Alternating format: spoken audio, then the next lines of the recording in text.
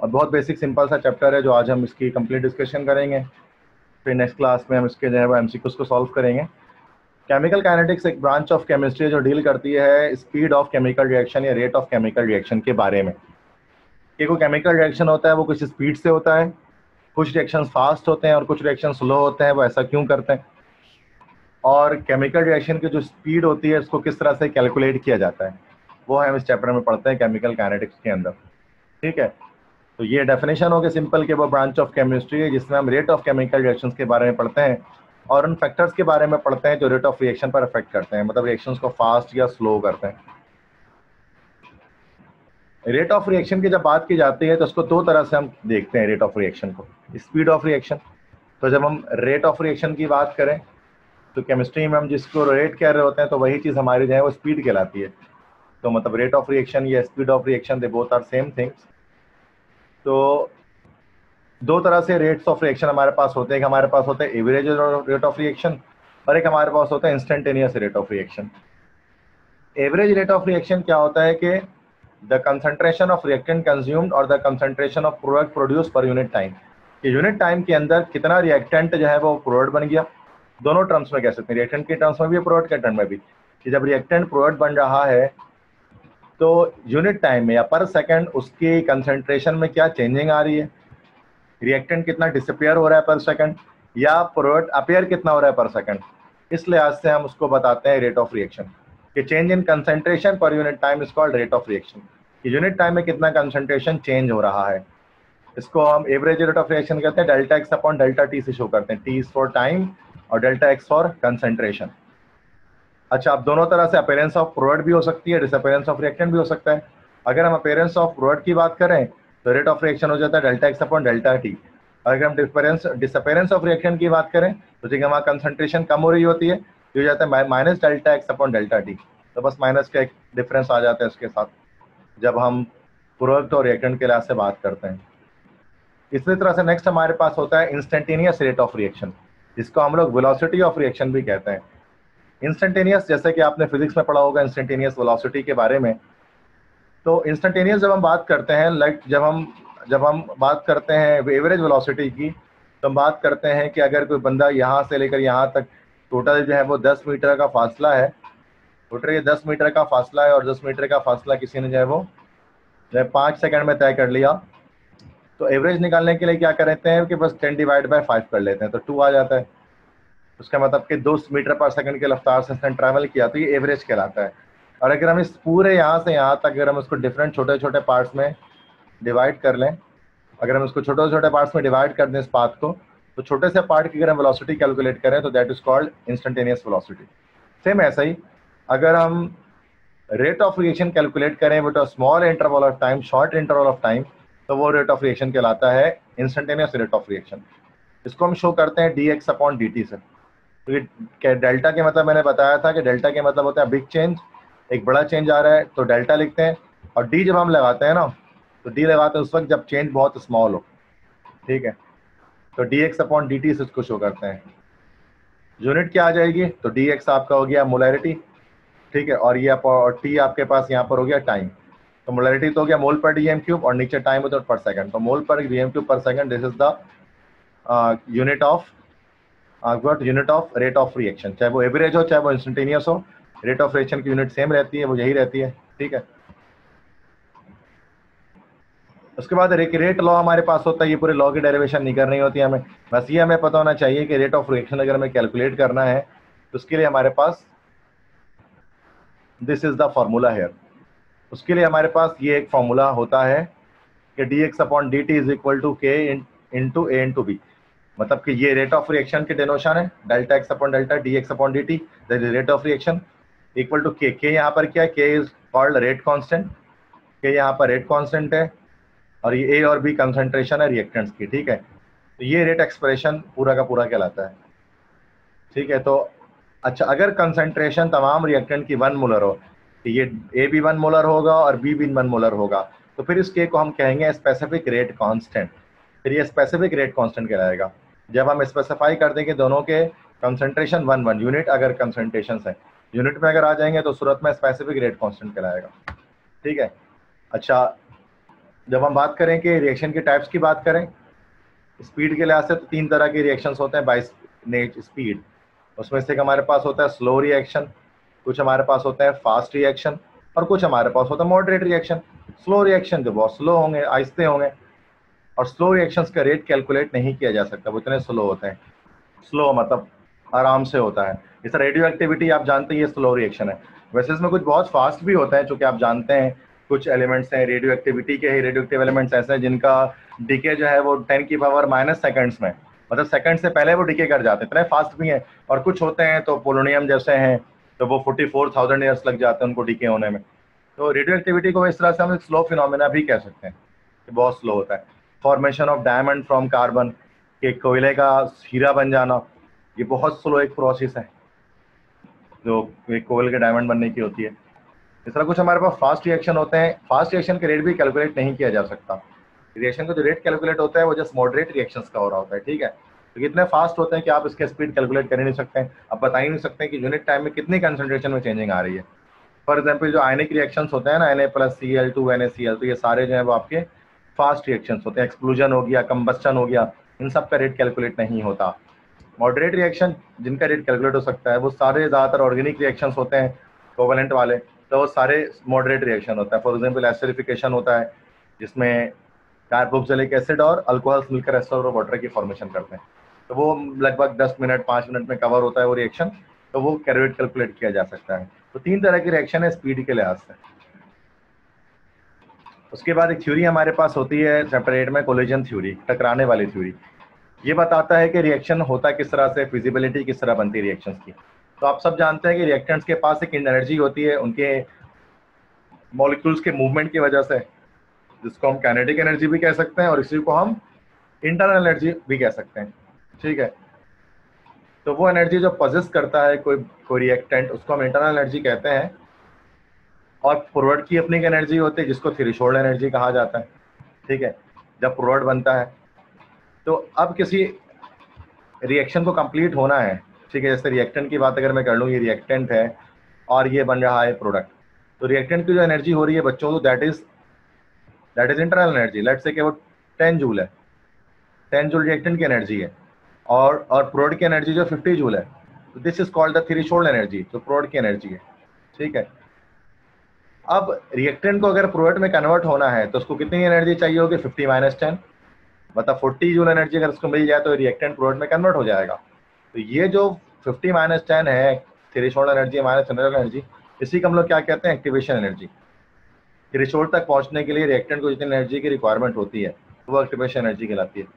तो जिन रिएक्शंस की activation energy low होती है वो फास्ट रिएक्शंस होते हैं, और जिन रिएक्शंस की एक्टिवेशन एनर्जी हाई होती है वो स्लो रिएक्शंस होते हैं। क्योंकि रिएक्शन अगर एक्टिवेशन एनर्जी अगर कम होगी तो बहुत जल्दी रिएक्टेंट प्रोडक्ट में कन्वर्ट हो जाएगा, फास्ट रिएक्शन होगा। यही अगर एक्टिवेशन एनर्जी ज़्यादा होगी तो रिएक्टेंट को थ्रेशोल्ड एनर्जी तक पहुंचने में ज़्यादा टाइम लगेगा, तो रिएक्शन स्लो हो जाएगा। तो this is called the collision theory. Rate of reaction को अगर आपको कैलकुलेट करना है तो उसके पास 2 मेथड हमारे पास इसके लिए होते हैं। एक हमारे पास कहलाता है फिजिकल मेथड और एक हमारे पास होता है केमिकल मेथड। फिजिकल मेथड्स में हमारे पास ये सारे मेथड्स होते हैं, refractometric, spectroscopic, calorimetric, conductivity method, pH method, polarimetric method, ये सारे मेथड हमारे पास फिजिकल मेथड्स हैं, ठीक है। अब रिफ्रैक्टोमेट्रिक मेथड में क्या होता है कि भाई हम रिफ्रैक्टिव इंडेक्स का चेंज चेक कर रहे होते हैं कि रिएक्टेंट अगर प्रोडक्ट बन रहा है और वो कोई ट्रांसपेरेंट अगर कोई लिक्विड है जो कि रिएक्टेंट से प्रोडक्ट में कन्वर्ट हो रहा है, तो ट्रांसपेरेंट चीज़ों का रिफ्रैक्टिव इंडेक्स आराम से आ जाता है।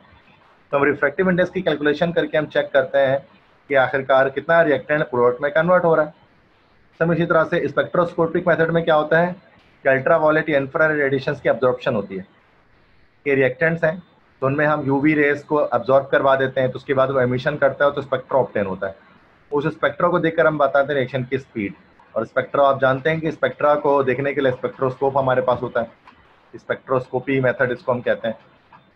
इस तरह से कलर इंटेंसिटी चेंज हो जाता है कभी कभार कि एक कलर दूसरे कलर के कंपाउंड में चेंज हो रही होती है, तो कलर इंटेंसिटी के चेंज को देखकर भी हम बता सकते हैं कि रिएक्टेंट कितने तेजी के साथ प्रोडक्ट में कन्वर्ट हो रहा है।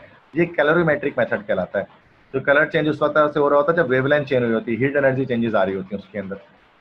इस तरह इलेक्ट्रिकल कंडक्टिविटी में चेंज अगर आ जाए, सिर्फ आयनिक कंपाउंड्स के लिए होगा, तो आयनिक कंपाउंड से करंट को कंडक्ट करेंगे लिक्विड स्टेट के अंदर, इलेक्ट्रोलाइट्स वगैरह। तो इलेक्ट्रिकल कंडक्टिविटी में भी चेंज आ रहा होता है, तो वो कंडक्टिविटी मेथड में हम सीख रहे होते हैं। इस तरह जब रिएक्टेंट प्रोडक्ट बन रहा होता है तो पीएच चेंज हो रहा होता है, तो पीएच के चेंजिंग के लिहाज से हम स्पीड कैलकुलेट कर लेते हैं, ये पीएच मेथड कहलाता है। इस तरह से optical rotation of plane polarised light, ये पोलरीमेट्रिकल मेथड कहलाता है। इसमें हम क्या करते हैं, वो अपने ऑर्गेनिक केमिस्ट्री में हमने पढ़ा था ना इसमें, कि हमारे पास एक लाइट होती है जिसको हम लोग कहते हैं अनपोलराइज्ड लाइट। ये जो लाइट मैं यहाँ पर बना रहा हूँ, दिस इज अनपोलराइज्ड लाइट, जो हर डायरेक्शन के अंदर मौजूद है, अनपोलराइज्ड है। ठीक है, अगर इसको हम पार करते हैं किसी एक प्रिज्म से, इसको हम एक प्रिज्म से पार करते हैं, ये प्रिज्म कहलाता है हमारे पास निकोल प्रिज्म, निकोल प्रिज्म कहलाता है, या फिर इसी को हम लोग कहते हैं दैट इज कॉल्ड टूरमैलिन क्रिस्टल। ये प्रिज्म करता है क्या है कि इसके तमाम वेव्स को, तमाम ही रेव्स को एक डायरेक्शन की तरफ कर लेता है, मतलब अनपोलराइज्ड लाइट को एक डायरेक्शन में कर देता है, जैसे कि सारे हॉरिजॉन्टल कंपोनेंट्स आ जाते हैं। ये कहलाता है पीपीएल, प्लेन पोलराइज्ड लाइट। ठीक है, जो एक ही डायरेक्शन पर होते हैं। इसी पीपीएल को अब हम गुजारें किसी ऐसे कंपाउंड के साथ जो कि ऑप्टिकली एक्टिव है, जैसे ज़्यादातर आयनिक कंपाउंड्स हमारे पास होते हैं जिसमें कायरल कार्बन होता है, इसको ऑर्गेनिक केमिस्ट्री में पढ़ेंगे। जैसे एक हमारे पास ग्लूकोज डी होता है, एक ग्लूकोज एल होता है। ग्लूकोज टी जो होता है that is dextrorotatory, glucose L होता है दैट इज लेवोरोटेटरी। कि जब ये पीपीएल जब इस ग्लूकोज से गुजरेगा तो ये थोड़ा सा क्या होगा, अपना रास्ता बेंड कर लेगा, एंगल थीटा चेंज कर लेगा, क्लॉकवाइज रोटेट हो जाएगा। तो इसलिए हम उसको कहेंगे कि अंदर जो कंपाउंड है वो डेक्स्ट्रोरोटेटरी है, डी। फिर उसके बाद अगर एल, यही ग्लूकोज अगर एल लगा हुआ उसके अंदर लेवोरोटेटरी, तो ये क्या होगा, ये बजाय इसको इस तरफ मूव करने के एंटी क्लॉकवाइज मूव करेगा। तो अगर किसी कंपाउंड में ऑप्टिकल रोटेशन हो रही है, डी कंपाउंड एल कंपाउंड में चेंज हो रहा है, एल कंपाउंड डी कंपाउंड में चेंज हो रहा है, तो हम पोलरीमेट्रिक मेथड से भी बता सकते हैं कि वो कंपाउंड किस तरह से जो है वो उसकी स्पीड क्या है, किस स्पीड के साथ वो रिएक्टेंट से प्रोडक्ट में कन्वर्ट हो रहा है।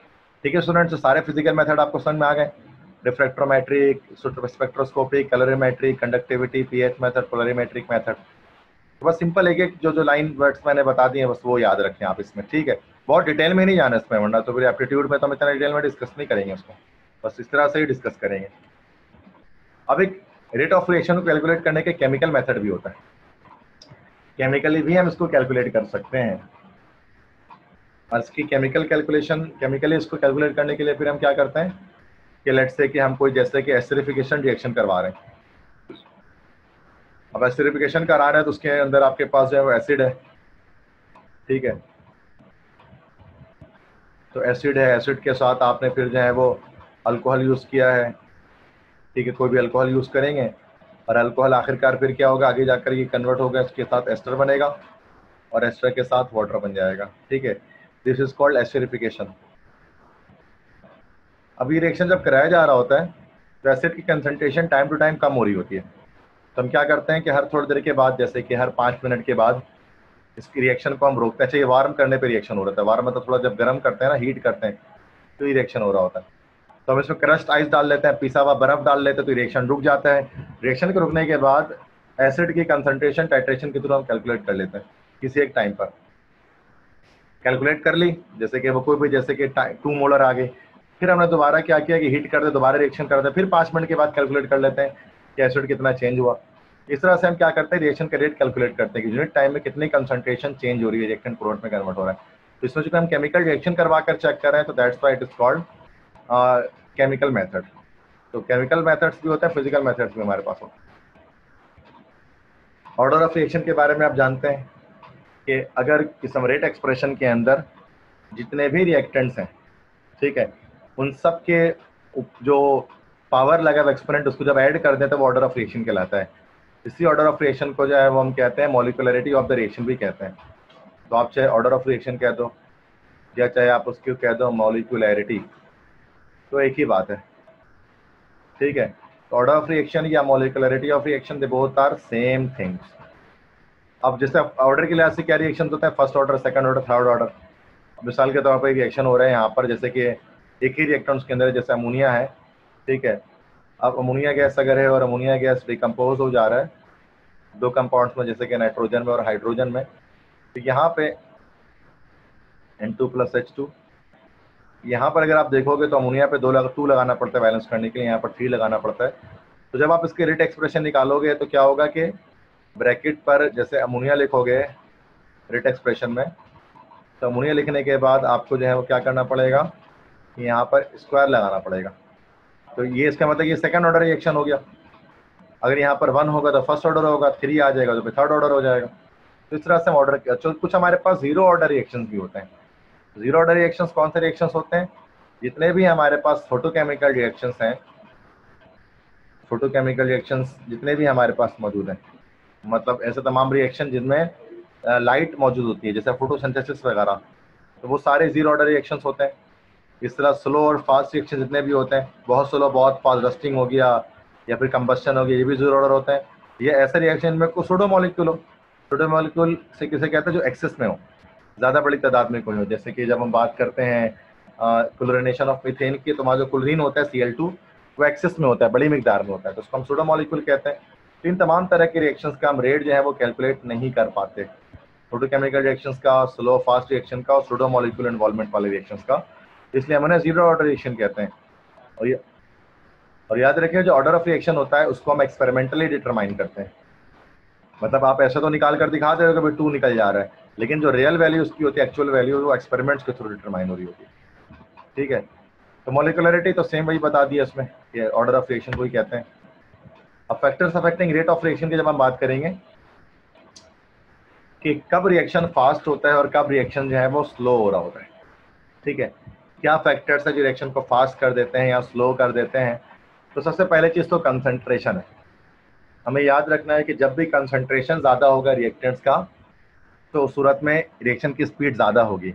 और अगर रिएक्टेंट्स की कंसंट्रेशन को आप डाउन कर दोगे, कम कर दोगे, तो फिर रिएक्शन की स्पीड भी कम हो जाएगी। तो कंसंट्रेशन के डायरेक्टली प्रोपोर्शनल है rate of reaction. Nature of reaction, nature of reaction समझो एक्टिवेशन एनर्जी, कि अगर किसी रिएक्शन की एक्टिवेशन एनर्जी ज़्यादा है तो वो रिएक्शन जो है स्लो होगा, और किसी रिएक्शन की एक्टिवेशन एनर्जी कम है तो रिएक्शन फास्ट हो जाएगा। ठीक है, नेक्स्ट इज टेम्परेचर। अब टेम्परेचर में एक्सो और एंडो के लिए अलग अलग कहानियां हैं। अगर कोई रिएक्शन एंडोथर्मिक है, एंडोथर्मिक में जिसमें हीट देनी पड़ती है, तो जितना ज़्यादा हीट देंगे उतना ज़्यादा फास्ट रिएक्शन होगा, और जितना ज़्यादा हीट कम कर देंगे उतना ज़्यादा स्लो रिएक्शन हो जाएगा। ठीक है, इसी का उलट हो जाएगा एक्सोथर्मिक रिएक्शन में, जिसमें हीट रिलीज होती है। अगर आप टेम्परेचर बढ़ाएंगे, इंक्रीज करेंगे, तो रिएक्शन स्लो हो जाएगा, और अगर रिएक्शन टेम्परेचर को आप कम करोगे तो रिएक्शन फास्ट हो जाएगा। उसके बाद है कैटलिस्ट, जो रिएक्शन की स्पीड को बढ़ाते हैं। कैटलिस्ट हमारे पास 4 तरह के होते हैं। कैटलिस्ट हर वो रिएजेंट जो रिएक्शन की स्पीड को बढ़ा दे या घटा दे, ठीक है, उसको हम कहते हैं कैटलिस्ट। पॉजिटिव कैटलिस्ट भी होते हैं, नेगेटिव कैटलिस्ट भी होते हैं, ऑटो कैटलिस्ट भी होते हैं, बायो कैटलिस्ट भी होते हैं। पॉजिटिव कैटलिस्ट की मिसाल अगर हम ले, जैसे वेनेडियम पेंटॉक्साइड होता है हेबर वो कॉन्टैक्ट प्रोसेस में, तो वो एक हमारे पास पॉजिटिव कैटलिस्ट होता है। कि ओके, तो फैक्टर्स जो है वो किस रेट ऑफ रिएक्शन पे जो डिपेंड करते हैं, वो आपके पास ये सारे करते हैं। सबसे पहले तो कंसंट्रेशन रिएक्टेंट्स का, कि जब अगर रिएक्टेंट्स की कंसंट्रेशन ज़्यादा होगी तो रिएक्शन फास्ट होगा, और रिएक्टेंट्स की कंसंट्रेशन कम होगी तो रिएक्शन स्लो होगा। उसके बाद नेचर ऑफ रिएक्शन, कि अगर एक्टिवेशन एनर्जी ज़्यादा होगी तो स्लो रिएक्शन होगा, एक्टिवेशन एनर्जी कम होगी तो फास्ट रिएक्शन होगा। टेम्परेचर की जब बात कर ले, तो टेम्परेचर के बिहाफ पर एंडो और एक्सो 2 तरह की रिएक्शंस हैं। एंडोथर्मिक रिएक्शंस के लिए फास्ट, अगर टेम्परेचर बढ़ाएंगे तो रिएक्शन फास्ट होगा, टेम्परेचर डाउन करेंगे तो रिएक्शन स्लो होगा। एक्सोथर्मिक के लिए रिएक्शन टेम्परेचर बढ़ाएंगे तो रिएक्शन स्लो होगा, और अगर टेम्परेचर अगर आप कम करेंगे तो रिएक्शन जो है वो फास्ट हो जाएगा। ये कैटलिस्ट की बात कर सकते हैं, तो कैटलिस्ट रिएक्शन की स्पीड को फास्ट करते हैं। अब कैटलिस्ट में हमारे पास पॉजिटिव कैटलिस्ट भी होते हैं, नेगेटिव कैटलिस्ट भी होते हैं, ऑटो कैटलिस्ट भी होते हैं, बायो कैटलिस्ट भी होते हैं। पॉजिटिव कैटलिस्ट क्या करते हैं? जो रिएक्शन की स्पीड को इंक्रीज करते हैं, बढ़ा देते हैं। ठीक है, जैसे कॉन्टैक्ट प्रोसेस के अंदर वेनेडियम पेंटॉक्साइड, ये हमारे पास एक पॉजिटिव कैटलिस्ट होता है। पॉजिटिव कैटलिस्ट को हम एक और नाम देते हैं, इन्हीं को हम रिएक्शंस के अंदर जो है वो प्रोमोटर्स भी कहते हैं। तो प्रोमोटर्स और ये जो है वो positive catalyst, they are same. ठीक है, तो प्रोमोट करते रिएक्शन को फास्ट करते हैं। और दूसरे हमारे पास होते हैं नेगेटिव कैटलिस्ट। नेगेटिव कैटलिस्ट क्या करते हैं? रिएक्शन को स्लो डाउन कर देते हैं, स्पीड डाउन कर देते हैं उसकी। और नेगेटिव कैटलिस्ट को हम एक और नाम देते हैं, इन्हीं को हम लोग कहते हैं इनहिबिटर्स। तो इनहिबिटर्स वो होते हैं जो रिएक्शन की स्पीड को डाउन करते हैं, कम कर देते हैं।